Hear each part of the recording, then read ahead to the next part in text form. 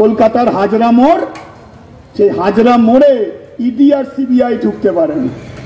আর হাজরা মোড়ের পেনাল্টি বক্সে না ঢুকলে পরে বাংলার দুর্নীতির যে আঁতুর ঘর, সেই আঁতুর ঘরে যাবে কি করে?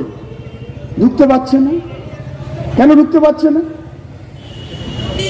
19 সালে 21 সালে আমরা যখন বলেছিলাম তৃণমূল আর বিজেপির মধ্যে সেটিং আছে, অনেক মানুষ বলেছিল তোমরা ভুল বলছো। তখন মানুষ মনে করেছিল যে তৃণমূলকে হারাতে গেলে বিজেপিকে আনতে হবে। 19 সালে বাংলার ময়দানকে ভাগাভাগি করে নিয়েছিল। 14 সালে যে আচ্ছে দিনের কথা বলে মোদী ক্ষমতায় এসেছিল, 19 সালের মার্কশিটে দেখা গেল আচ্ছে দিন নয়, আচ্ছে দিন আয়া হ্যাঁ, এসছে আচ্ছে দিন কাদের? আম্বানি আদানিদের। সাধারণ জনগণের বুড়া দিন, খারাপ দিন। তাহলে 19 সালের লোকসভা ভোটের আগে 18 সালের শেষ দিকে ভারতবর্ষের যতগুলো রাজ্য নির্বাচন হয়েছিল সব জায়গাতে বিজেপির ভরাডুবি হয়েছিল। তাই জন্যই তো 19 সালের লোকসভা ভোটের আগে ফেব্রুয়ারি মাসে পরিকল্পিতভাবে, আমি কোট অ্যান্ড কোট বলছি, আমি ভুল বলছি, মিথ্যা বলছি, ভারত সরকারকে প্রমাণ করতে হবে, পরিকল্পিতভাবে পুলওয়ামা, বালাকোট, ভারতবর্ষের 40 জন জওয়ানের শহীদ জওয়ানকে বাজারে বিক্রি করে 5 বছর আগে নরেন্দ্র মোদী দ্বিতীয়বারের জন্য প্রধানমন্ত্রী হয়েছিলেন। গোটা ভারতবর্ষে একটা আবেগের পরিবেশ তৈরি করে, এবং সেই আবেগ কোনো সৎ আবেগ নয়, সৎ মানুষদেরকে বিভ্রান্ত করে পাকিস্তানকে শত্রু বানিয়ে আর দেশের ভিতরে মুসলমান মানুষদেরকে শত্রু বানিয়ে রাম রহিমকে ভাগ করে দিয়ে বিভাজনের বাতাবরণ তৈরি করে দিয়ে গোটা ভারতবর্ষে 19 সালের লোকসভা নির্বাচনে মোদীবাবু দ্বিতীয়বারের জন্য প্রধানমন্ত্রী হয়েছিলেন। আর পশ্চিমবাংলায় তৃণমূল কংগ্রেসের প্রত্যেকটা কাজ বিজেপিকে বাড়তে সাহায্য করেছে, প্রতিটা কাজ। জ্যোতিবাবু একবার বলেছিলেন 98 সালে লোকসভা নির্বাচনে সমাবেশ করতে গিয়ে আসানসোলের পোলো মাঠে জ্যোতিবাবু বলেছিলেন যে তৃণমূলের সব থেকে বড় অপরাধ হলো বিজেপি বাংলার রাস্তাঘাট চিনত না, বিজেপিকে হাতে ধরে তৃণমূল বাংলার রাস্তাঘাট চিনি। 13 সালের পর থেকে পশ্চিম বাংলায় সরকার চালিয়ে, দল চালিয়ে, গণতন্ত্রকে খুন করে দিয়ে, সন্ত্রাসের বাতাবরণ তৈরি করে, দুর্নীতির আঁতুর ঘরকে প্রসারিত করে পশ্চিম বাংলার মাটিতে বিভাজন, সাম্প্রদায়িক বিদ্বেষ, সেই পরিবেশ তৈরি করেছে তৃণমূল। 11 সালের আগে পর্যন্ত বাংলার রাজনীতিতে কোনোদিন জাতের নামে, ধর্মের নামে রাজনীতি হয়নি। অনেক লড়াই হয়েছে, কারখানার গেটে, জমির আলের ধারে, মহল্লায়, বস্তিতে, হাটে, বাজারে, শিক্ষা প্রতিষ্ঠানে, সমস্ত জায়গায় মানুষ তার অধিকার নিয়ে গণতন্ত্রের জন্য, তার অধিকারের জন্য অনেক লড়াই পশ্চিম বাংলায় হয়েছে।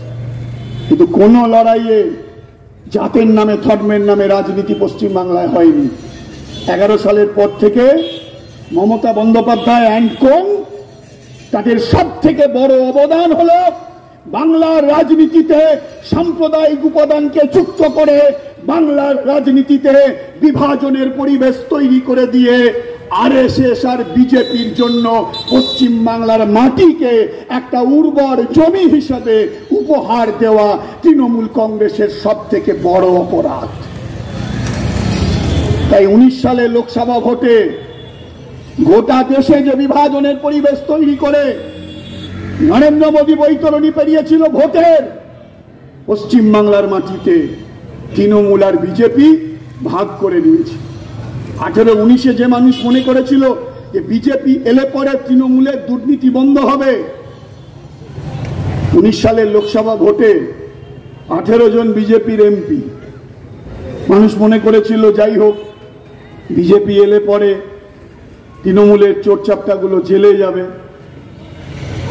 গাছে না উঠতেই এক কাঁদি, গায়ের দিকে একটা কথা আছে, 18টা লোকসভার এমপি পেয়ে পশ্চিমবাংলার মাটিতে বিজেপি যেভাবে বাংলার নিজস্ব সংস্কৃতি, বাংলার নিজস্ব বৈশিষ্ট্যকে দুমড়ে মুচড়ে দিয়ে আরএসএস এর যে লাইন, সেই লাইনে বাংলাকে চালানোর চেষ্টা করেছিলেন। 21 সালের বিধানসভা ভোটে মানুষ তাকে পছন্দ করেনি, কিন্তু 19 সালে লোকসভার ভোটে যে বিভাজন, বিদ্বেষ, অসহিষ্ণুতা, সন্দেহের যে পরিবেশে তৃণমূল আর বিজেপি আসন ভাগ করে নিয়েছিল, 21 সালের বিধানসভা ভোটে সেই একই পরিবেশ তৈরি করে তৃণমূল আর বিজেপি পশ্চিমবাংলার বিধানসভা নির্বাচনে আসন ভাগ করে নিল। তৃণমূল বিজেপি তাড়াবে? মমতা বন্দ্যোপাধ্যায় তৃতীয়বারের জন্য মুখ্যমন্ত্রী হবার পর আরএসএস তাকে শুভেচ্ছা জানিয়েছিল। আরএসএস তো দুঃখ হওয়ার কথা ছিল। বিজেপি তো আরএসএস এর অফিসিয়াল পার্টি, তৃণমূলটা নয় আনঅফিসিয়াল, বিজেপিটা তো অফিসিয়াল পার্টি। বিজেপি হেরে গেল, সবাই ভেবেছিল বিজেপি সরকার করবে, হেরে গেল। আচ্ছা, তো আরএসএস এর দুঃখ পাওয়ার কথা। মুখ্যমন্ত্রী হওয়ার পরে পরে নাগপুরের হেডকোয়ার্টার থেকে আরএসএস এর প্রধান বললেন বিজেপি ওখানে সরকার গড়েনি, ঠিক আছে, কিন্তু আমি খুশি যে মমতা বন্দ্যোপাধ্যায় পশ্চিমবঙ্গে আবার মুখ্যমন্ত্রী হয়েছেন। এটাই তো স্বাভাবিক। যে নরেন্দ্র মোদী 10টা বছর ভারতবর্ষের সংবিধান, ভারতবর্ষের গণতন্ত্র, ভারতবর্ষের বৈচিত্র্যের মধ্যে ঐক্য, এই যে বৈশিষ্ট্য, এই বৈশিষ্ট্যটাকে ভেঙে দিয়েছে। এটাই স্বাভাবিক। কারণ নরেন্দ্র মোদী এই 10 বছর আগে যে লোকসভায় যে সংখ্যা পেয়েছিল, এর আগে বিজেপি এই সংখ্যা পায়নি। অটল বিহারী বাজপেয়ীকে শরিকদের নিয়ে চলতে হয়েছিল, একক মেজরিটি ছিল না। মোদীর নেতৃত্বে একক মেজরিটি। তাই একক মেজরিটি পাওয়ার পর ওদের যে রাস্তা, সেই রাস্তায় ওরা চলেছে।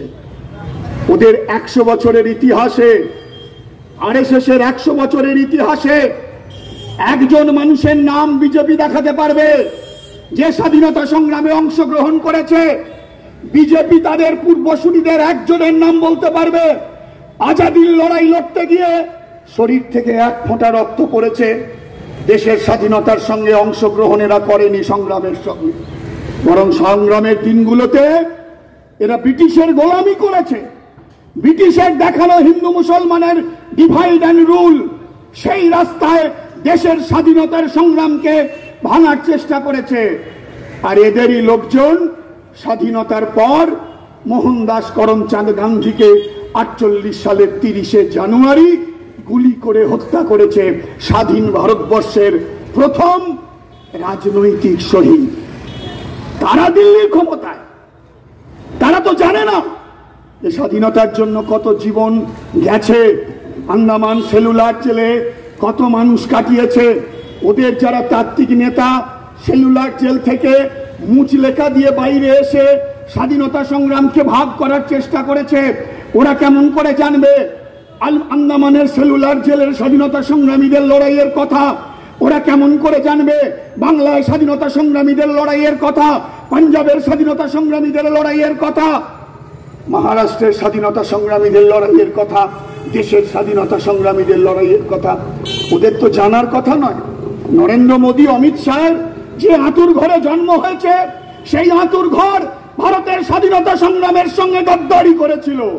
তাই আজকে ওরা দিল্লিতে ক্ষমতায় যাওয়ার পর স্বাধীনতা সংগ্রামের মধ্য দিয়ে যে ভারত তৈরি হয়েছিল, যে ভারতের ধর্মনিরপেক্ষ, গণতান্ত্রিক, সামাজিক ন্যায়, যুক্তরাষ্ট্রীয় সহনশীলতার যে সংবিধান তৈরি হয়েছিল, তাকে ওরা ভেঙেছে। আর এই মমতা বন্দ্যোপাধ্যায়, তার রাজনৈতিক জীবনের একটি মুহূর্ত নেই যে মুহূর্তে তিনি বলেছেন